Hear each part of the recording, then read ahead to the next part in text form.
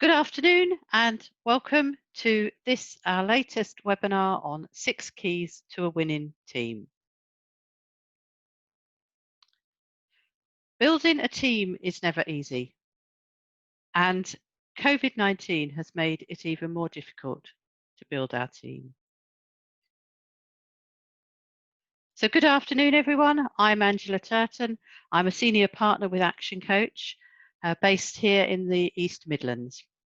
This masterclass is latest in a series of weekly webinars and workshops that we are running to help business owners through the COVID and crisis and beyond. Just a little bit of housekeeping. I just want you to raise your hands if you can hear me. That's wonderful. And again, if you can see my slides. Perfect.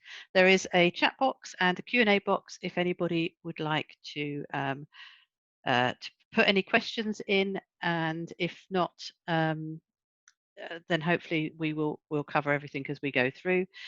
If you want to, just raise your hand if you need to speak to me. I will try to monitor that as well. So today's webinar hinges on the fundamental concept that working in a team, if the team is working, creates a synergy that allows everyone to perform at a higher level than they would if they were working alone. And it is very important that we look at these different areas of what we see there. The T is for together, for totally committed. Everybody means that we have 100% inclusion and 100% people are involved. And as I said to you, this working together in a team will mean that everybody individually in the team will achieve more than if they're working on their own. Now, we are very used to seeing teams in sport, and we know how this works. If you look at, this is the new INEOS team, cycling team, which unfortunately we haven't been able to see in action this year, but they have proven, both when they were at Sky and now at INEOS, the power of a team working together as a team.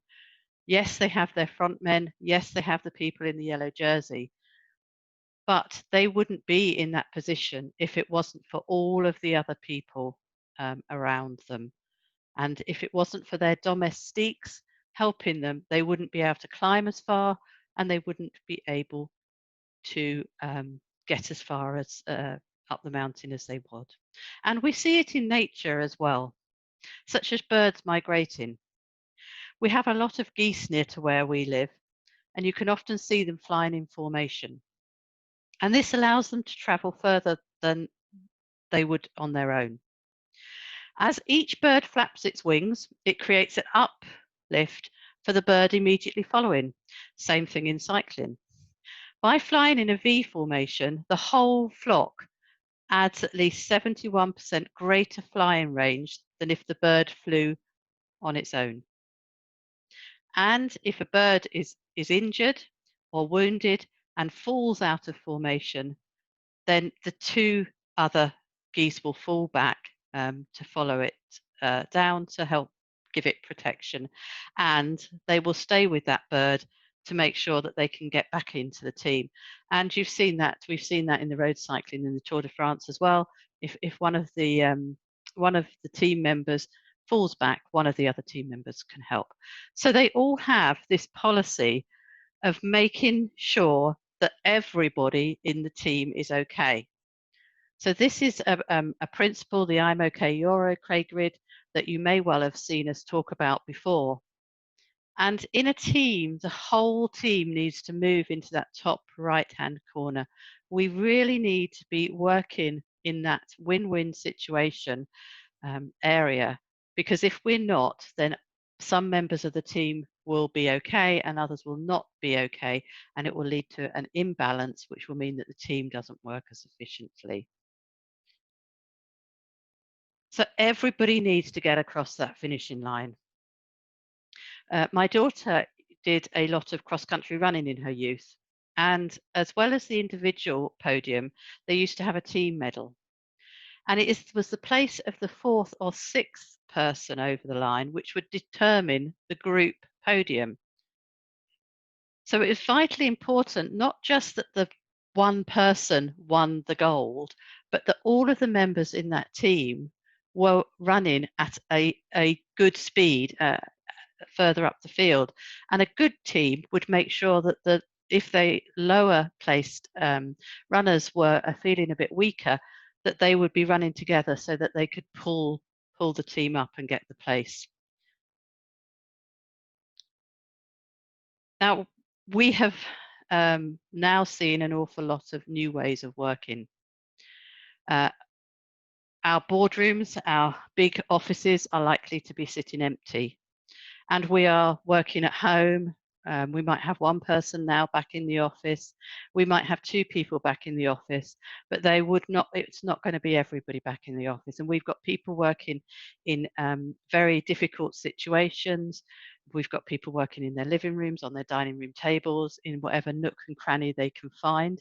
I was speaking to an accountant last night, and she is working on her bed because although she has an office at home, now the children are always at home. It was far too noisy downstairs in the office, so she was actually sitting on her bed working. So we have all of these problems in where people are working. So actually getting the team to work together when we're no longer in one place is really going to be hard. So there are two main problems or two main areas needing to be focused on at the moment with the new ways of working. The first is the teams that are on furlough.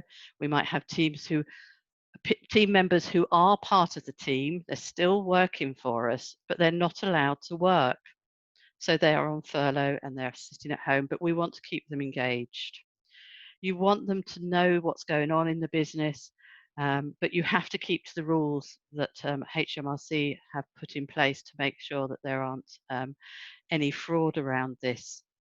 So think about how you can keep them engaged. What, is there some sort of form of technology you can use, like WhatsApp groups or Facebook groups or something like that that you can do things with, daily activities, weekly activities, just something to show that you care. And something that shows what is happening in the business so people know what is going on.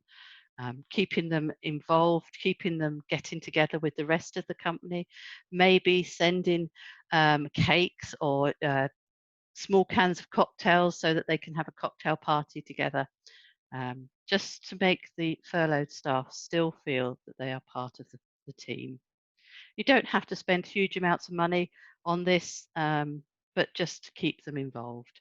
And then the other problem is that you've got remote working teams.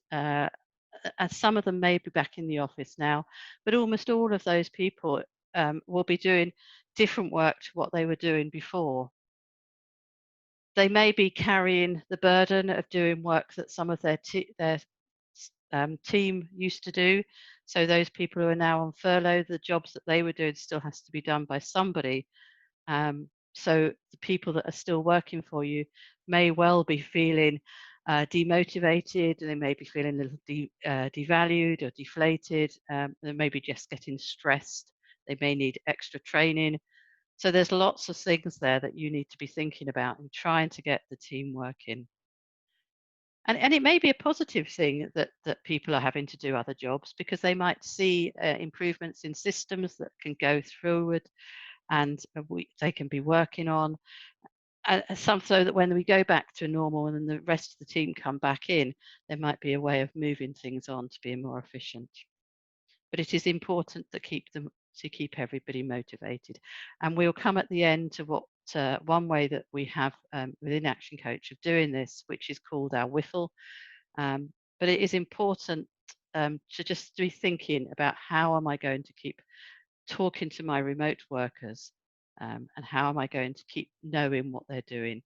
And we'll cover this a little bit more next week when we're talking about leadership, because quite a lot of the sort of technical work will be better off in that space. But it's just here, we just to keep an eye on thinking about when you're building your team and when you're trying to get your team moving forward, we need to keep in mind that there are people who need slightly different ways of working than we had in the past. So, what are the 6 keys to a winning team? Well, the first of those is that it needs strong leadership. Now, strong leadership is not the be all and end all, but it is certainly very vital.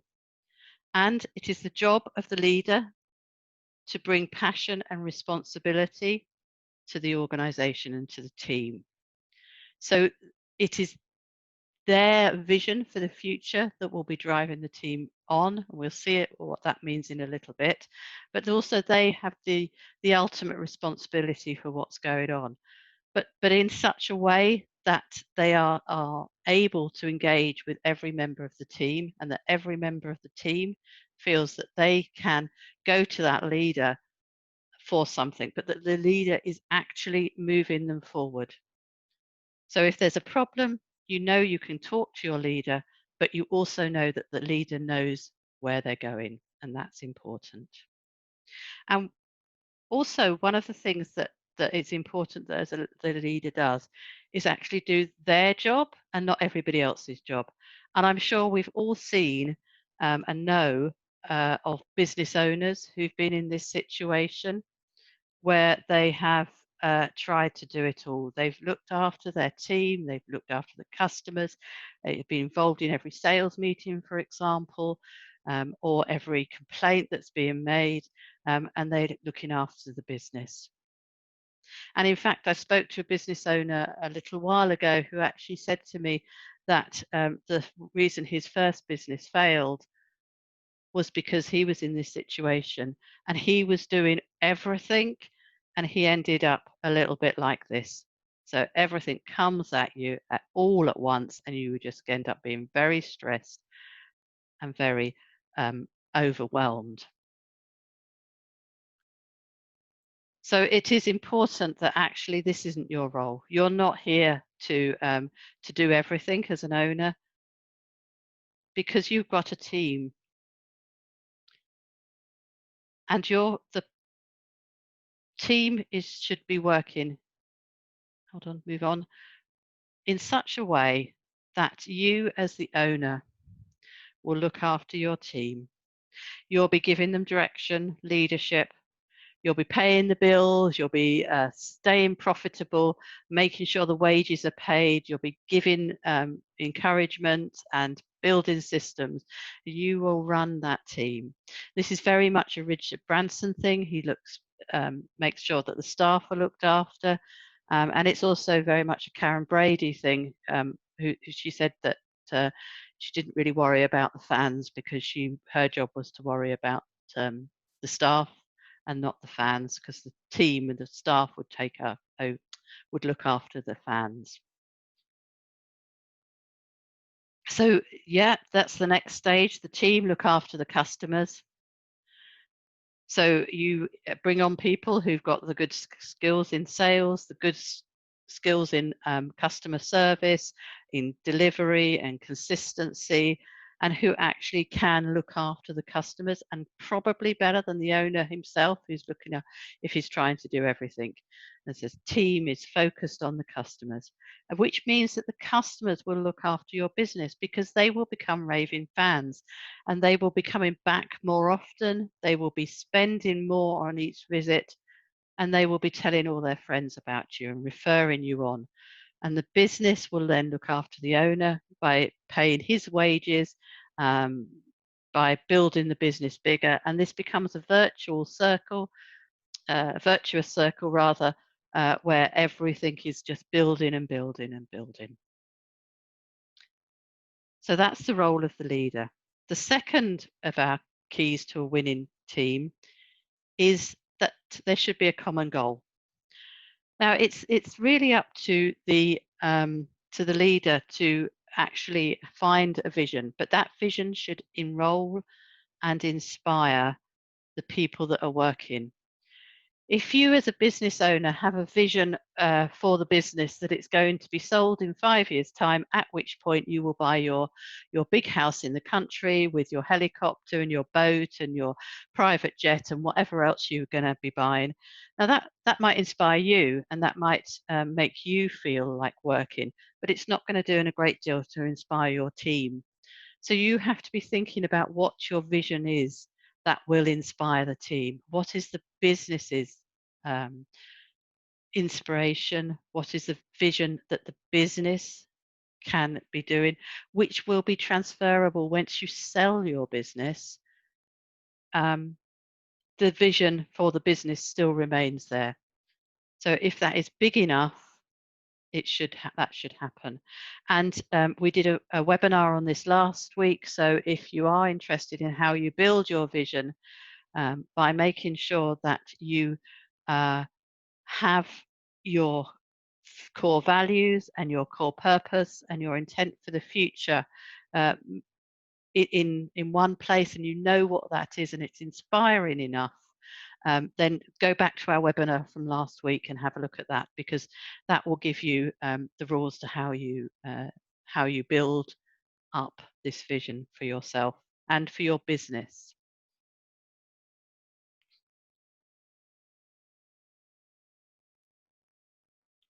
So our third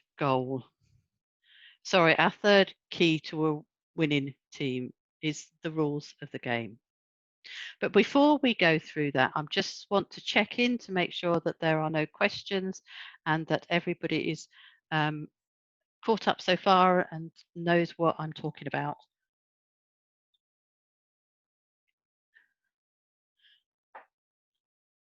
Wonderful. Okay, so the rules of the game. Again, going back to sport, we are very, very au fait with every game having different rules. So if you are a tennis player, you agree as soon as you step on that court to play by the rules that the Tennis Association have put in place. So you have your lines and you know what's out and you know what's in, and you know anything about where you're allowed to hit the ball and what counts as a point and what doesn't count as a point. You've already agreed how you're going to score. Everything is there. Football is exactly the same. Please don't ask me to explain the offside rule. I will defer that to someone else. But everybody who steps on that pitch is agreeing to play by the rules. And it's the same in business. So we have a set of rules, we have our culture that we are going to be living by. And you can see these, if you go to our website, you can see our rules for Action Coach Oakham. Action Coach globally has 14 different points of culture, and those 14 points are very important. Now, the different coaches will be, and the different staff members will naturally be able to relate to one of those points more than the others. Maybe 2 or 3 will be higher, resonating with them personally. But when we joined Action Coach, we agreed that all 14 of those points were very, very vital to how we ran our business. And we will be called up on it if we are not living by those rules, by the community that we have around us. So those are our tight rules, the rules of the game, the culture that we have. And then within those rules, you have each individual player or each individual team member has the ability to give their own creativity to the game or to the work that they're doing. So, for example, you will see some brilliant playing, which is why people watch a match. You know, they don't just go to one football match and say, oh, yeah, I've seen a football match. They will go to one football match and then they'll go to another football match and another and another and another. Because individually, the rules are exactly the same, but the players bring much more to that game in their creativity and how they play and how they work together as a team than than they did last time. That that's everything's different. Everything's different because the players come in a different way. And a little while ago, we saw this in rugby, where they suddenly changed. One of the teams suddenly changed the way that they played, um, which meant that the opposition were just like lost. They just didn't understand what was going on.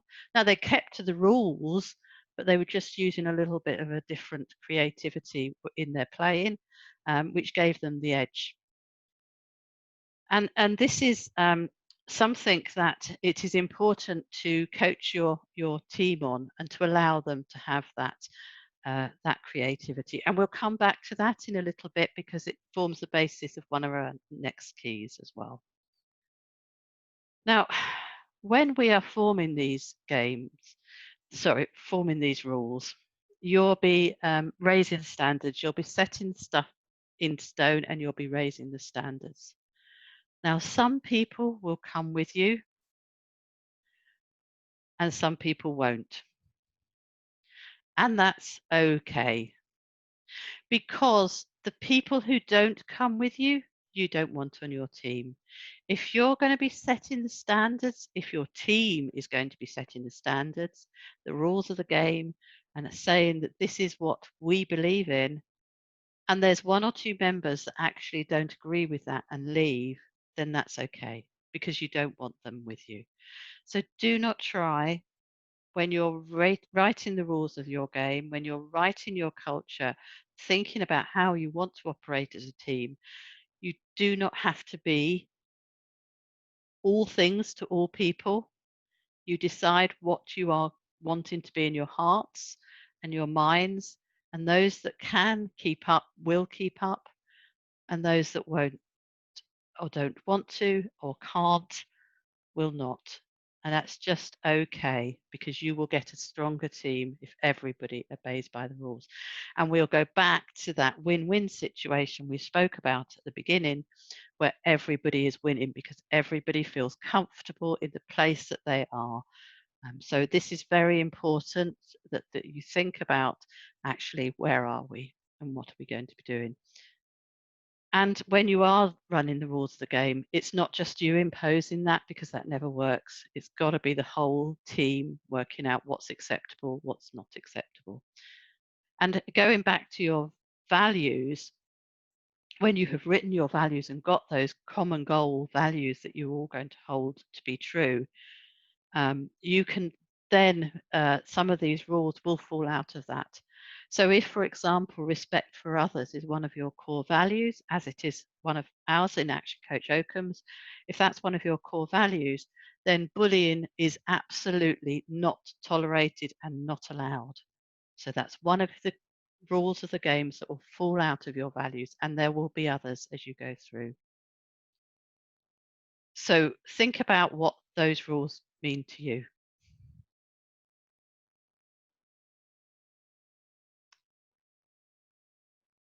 And then there's actually the fourth key to a winning team, is that there's actually an action plan, that there's actually something that you're all going to work towards, that you're going to be doing, and that everybody knows what that action plan has in the plan, what's in the plan, what is mostly it will be who does what by when.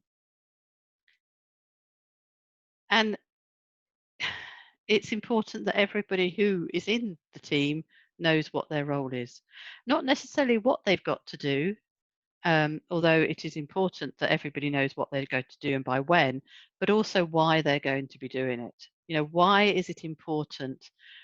This tiny little bit of your role, why is that important to the greater good? Because if you can explain to people why they're doing something, then they can probably come up with a better way of doing that than you can imposing it on your team members from afar. So your action plan will be very detailed, probably, depending on the task that you've got ahead of you, depending on what your team has been formed to do. and it might have a lot of different areas to it. So as well as just who does what and when, you'll be going to be giving people ideas of who is in like a positional contract is where we talk about what the position does rather than what the person does. So in this position, you will be doing this. This is what is expected of you, and this is what you'll get out of it, and this is why it's important. And a positional contract. So if you might have one team member who's actually got 3 or 4 different positions in the team, so it's very important that you break everything down into what the position does, and then work out who is the best person in that position, and what their job description looks like. So it's not just, I'm going to take on this person and they're going to have lots of different roles. We're actually going to go into the roles and what that role means. We'd have system manuals on our action plan as well. So how we doing to do something. So I used to be involved in building accountancy software processes. And when I was doing that, I used to start with the customer. What's the first thing the customer does? And we'd work through, okay, the customer journey at each piece of paper, what happens to that piece of paper. And sometimes we'd have to backtrack because sometimes the stock happened before the customer and sometimes it was afterwards.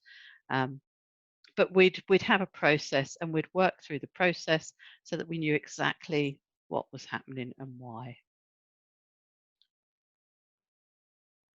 And there'll be, if you've come on any of the Action Coach growth clubs, you will be very familiar with your 90-day plan. So you might have a plan, you might have a plan that takes you for the 5 years. That's probably not going to be very detailed because there's too many things that are unknown. But you might have those goals set down and then write down to your 90-day plan, which will be very, very detailed of what you're going to be doing every week. And then even so, that will be then brought back into a daily plan. Okay, so this is what I should be doing in this week. When am I going to do that? We have tools in the Action Coach toolbox, such as your default diary and your frog sheet to allow that plan to actually become a reality. And so if that is something that you need to talk to us about, we'll be talking a bit more about this when we go through time in a couple of weeks' time. So we're on to, excuse me a second. We're on to keys number 5. And this is that we support risk taking. This is something I alluded to when we were talking about rules of the game. Because I was talking about the creativity that an individual player can bring. Now, if you or if we were a tennis coach was saying you have to hit the ball in this way, this is the only way that works, then you'll probably find that the tennis player, their game loses something and actually doesn't actually respond very well. So they've got to find their own style of playing tennis. Now, it may be that there's some technical tips they could be picking up, but they are the one that has to pull that together and work out how it is. So when we are talking about support risk taking, we are not talking about being in a risky environment, which brought down some of the banks not so long ago. And we are talking more about allowing people to say, let's try this. Let's try and see if this works. And you would have that within your rules. So you'd have, boundaries in which people can try these things out. But once you've got a culture that allows people to try and to support, that supports this risk taking, you will find that people do try a little bit more. And things won't always work out. But sometimes, what if they do? Because sometimes that's where the magic formula lies, in that bit that hasn't been tried yet. And if somebody can just find that, then the whole growth potential is just fabulous. So we need to be allowing our team to work through and supporting our risk taking. This KAIZEN is the concept of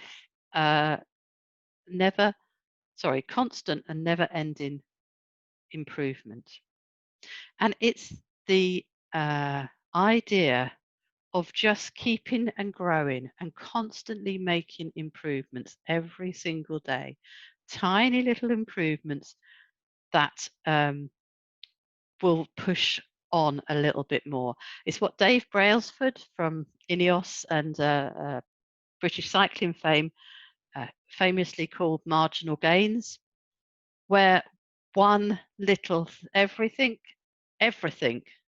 in the mix was looked at and improved, down to the pillows, down to the colour of the inside of the sport bus. Every tiny little thing was looked at to see if it could help. And by moving one thing, by just trying to see if that one thing at 1% improvement made a difference, we went from, with British cycling, we went from a team that had never won a medal to the success that we have seen in British cycling over the last, I don't know, 4 Olympics or so. And we would have hopefully be seen at the moment if the Olympics had been allowed to go on. But we're seeing those ever slightly constant, which is why, because the same guy was in charge of the Sky and the Ineos teams, we saw suddenly an improvement in the Tour de France from, not having a Brit won for so long to suddenly dominating. Teams were dominating that race in cycling because of this willingness to take a risk, to see if that made a difference, but to take it gently and bit by bit, one little thing at a time. Marginal gains added up to a huge, huge difference. So the last key to a winning team is 100% involvement and inclusion.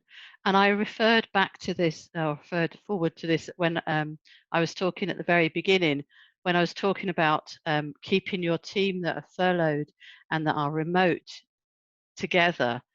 Every single member of your team needs to feel that they are included.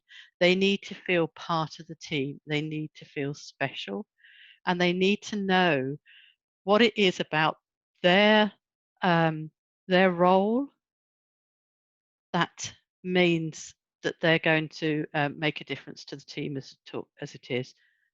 And very often the tiniest things are the things that if you take those away, the whole thing would fall away. And we've seen over COVID that the jobs that previously may have been not well regarded, perhaps, have suddenly we're all out there clapping for NHS workers, for delivery staff, for delivery people who kept the people going, for people who work, stacking shelves in Tesco's. They were key workers, and we now understand that actually these are the roles in our UK team that keep going. So it's important that we make everybody feel included and that everybody feels special.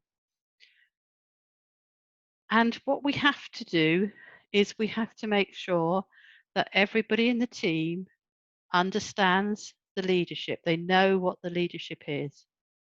They absolutely buy into the common goal. They understand the vision. They know where it's leading you to.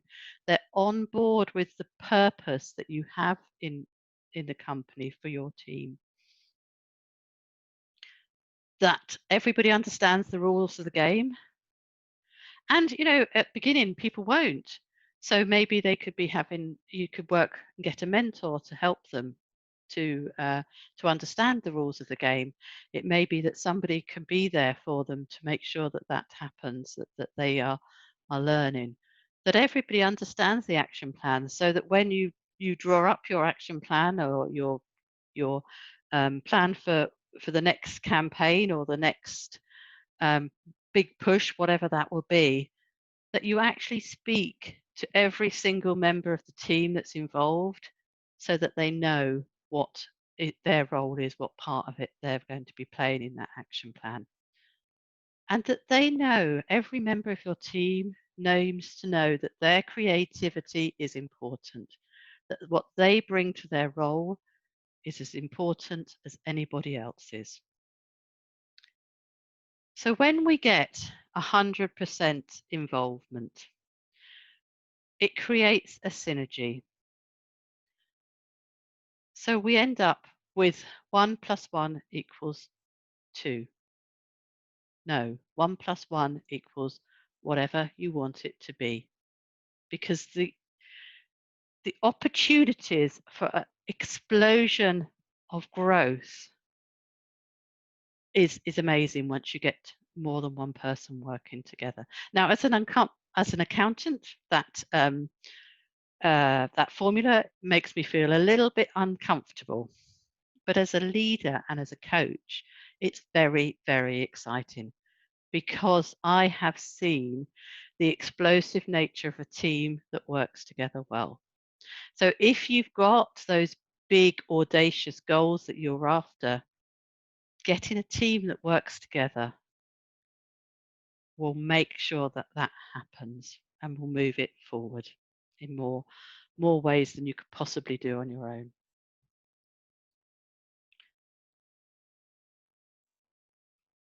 Trust. Now, a whole of the team relies on trust. A team will not work without trust. And I was reminded of this formula, which is very, we do love our formulas in Action Coach, but I was reminded of this by one of our senior partners within Action Coach, based in the East Anglia.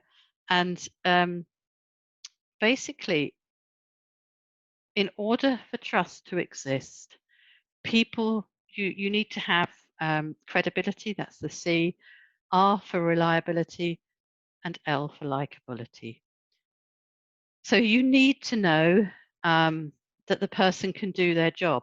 Part of my credibility as an accountant is that I have the letters FCA after my name. I have trained as a chartered accountant.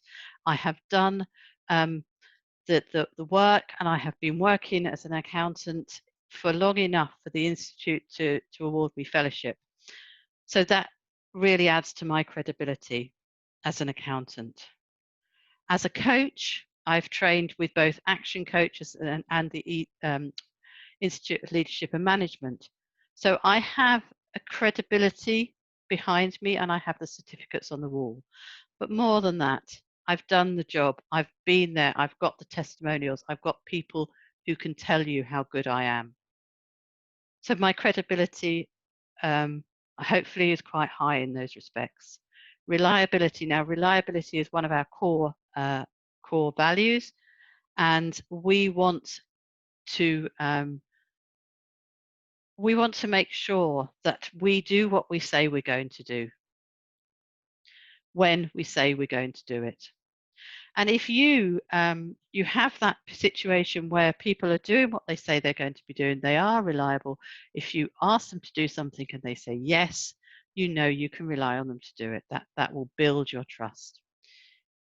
And likability is a little bit more subjective, in that you know, you could like the next person and I could maybe not find them quite so likable.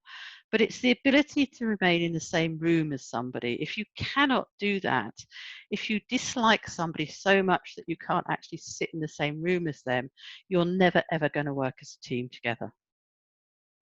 So once you've got your credibility, your reliability, and your likability together, um, that will help you build trust.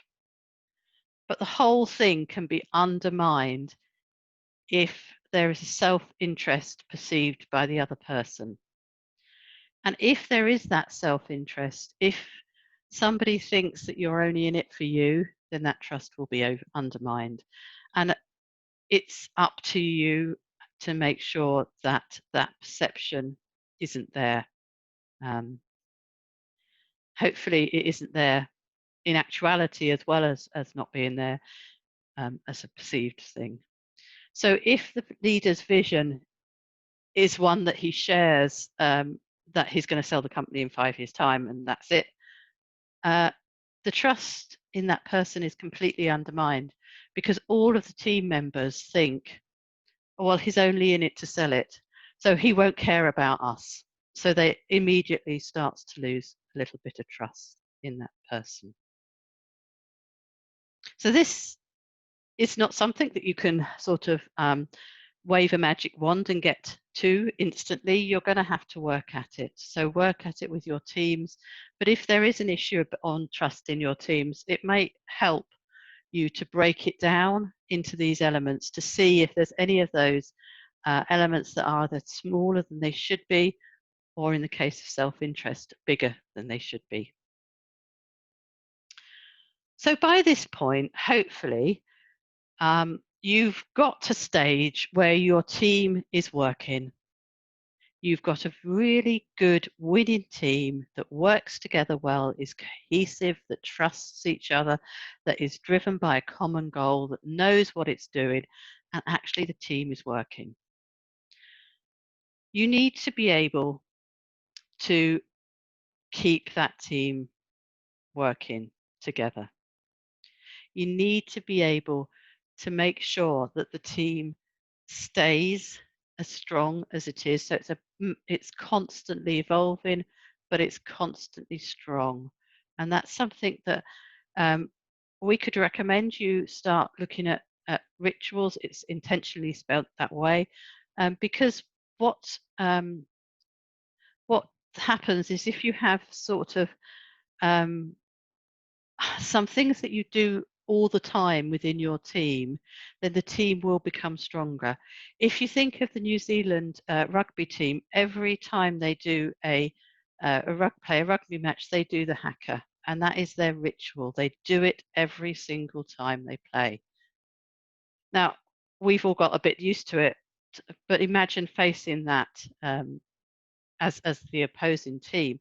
Now, I'm sure that when they're doing it today or whenever they're allowed back, the team that's doing that is going to be completely different to the team that first started doing that way back when.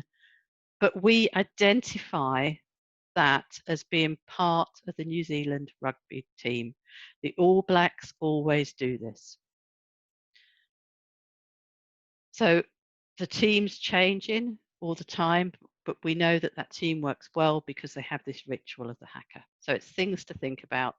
I'm not for 1 minute suggesting that you all go into the boardroom and start doing Maori war dances, but it is something to start thinking about what you could do. And the one that we would recommend to almost every team, we do it with our clients when we're one-to-one coaching. This is how it's done in a face-to-face situation, if you're in the office, but it could be done equally well online. And that is to actually ask every single person at the start of a meeting to say, what do you feel like expressing today? There are some rules around this, in that you do not interrupt and you do not comment and you do not make any stupid facial or body language signs to show what you're thinking. You are present in the moment and you're fully focused on that one person. So that first person will start and he will say, what I feel like expressing today is. And it might be something like, at the moment, what I feel like expressing today is total boredom by sitting here in the same chair, in the same desk, looking at the same view as every other day this week or this last month. I am totally bored. Or I am really frustrated that I couldn't get out and see a particular customer that was having a problem. And once they've got that off their mind, because they say it, it's a sacred space, and the next person says what they're expressing. It doesn't have to be negative. It could be joy in meeting up with people or something like that, or excitement about the day. But once they've got that off their mind, it's gone. And everybody's sort of, okay, now I'm in work mode. So you get them to express whatever it is that's sitting at the front of their mind, that they might be sitting there itching about, bored, I'm bored, I'm bored.